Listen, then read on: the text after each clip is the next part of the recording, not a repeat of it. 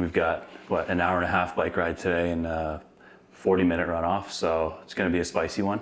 Gonna make sure we get a fuel properly, not only before, but during the workout too. So hopefully we can hang on till the end here.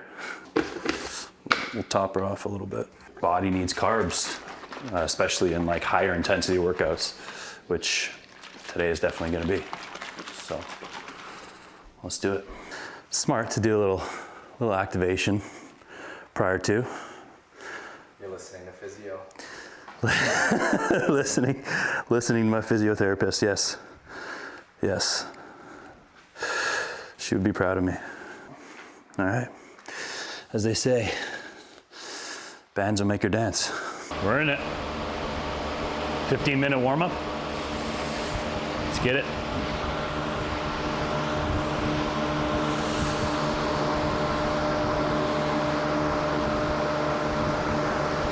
All right, so today on this bike ride, like I said, it's gonna be a spicy one. It's an endurance ride. It's only an hour and a half, but we've got quite a bit of efforts, VO2 max efforts mixed in.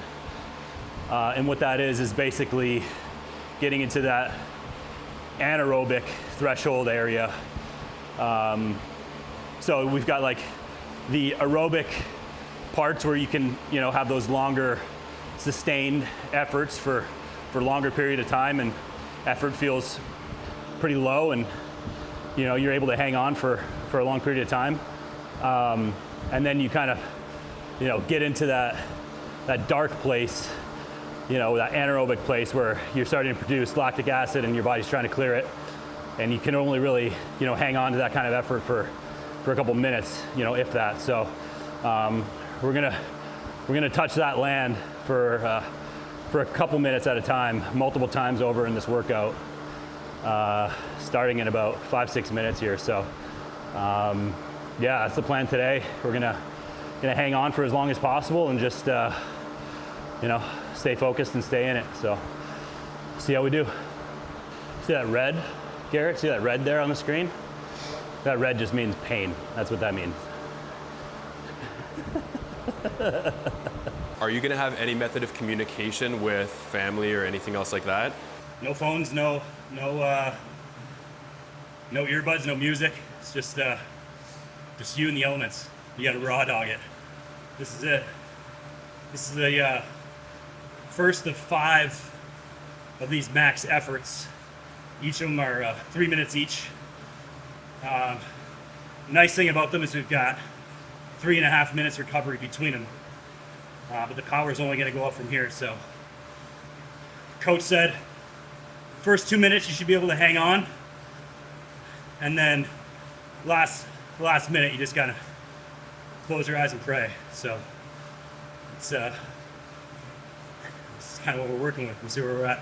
Heart rate's at 152 right now, but hanging on pretty good. So, feel okay about that.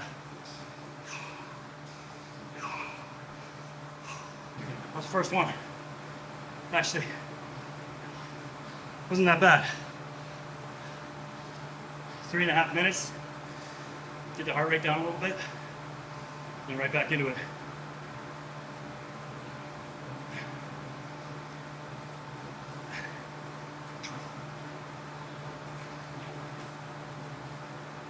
Can you just explain the intervals, the timing, and how many?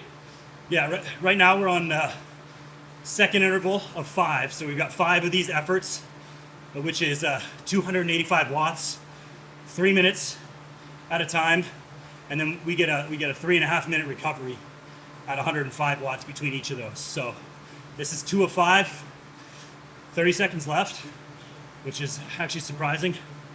And then once we wrap with those, we've got like a 15-minute endurance ride, 180 watts, and then we hop off of here, get onto the treadmill, which is no biggie, right?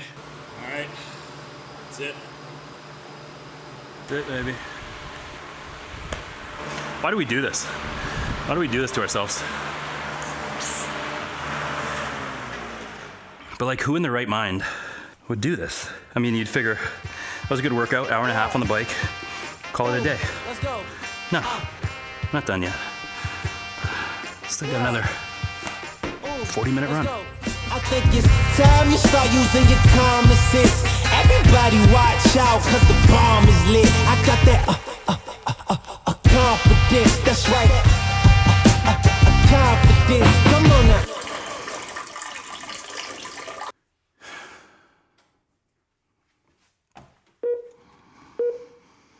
All right, here we go.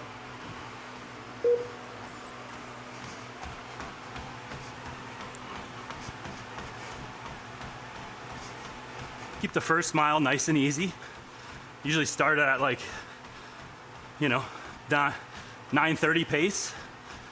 And gradually build towards the end of that first mile, and then we'll just like hold a steady, probably like 8:30, 8:40 pace for the rest, which is kind of right in that sweet spot, that aerobic sweet spot. You know what the funny thing is I'll probably sweat more on this treadmill than I was on the bike.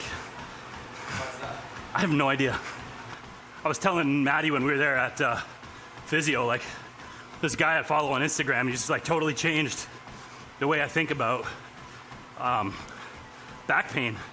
Now I think a lot of people like avoid strengthening their back, and they want to stretch, and to try to make that feel better.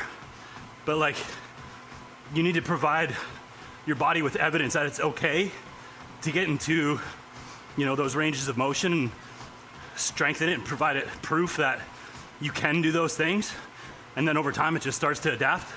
So yeah, I've been really like focusing on strengthening my back, strengthening my legs, strengthening my core, and just like, yeah, dude, it's unbelievable how much better I feel, how much better my leg feels. Which I kept saying, like, it's this leg pain.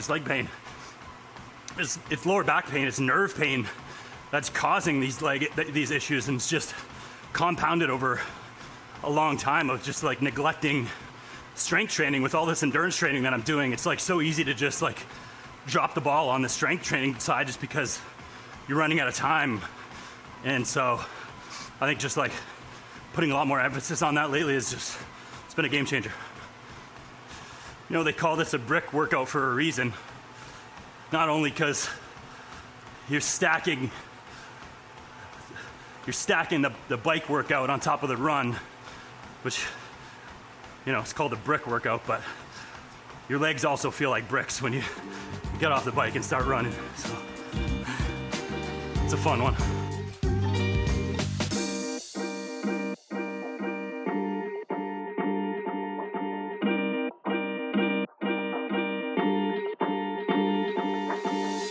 That's a wrap. First brick workout in the books. 1.5 hours on the bike, 40 minutes on the run, and that's it.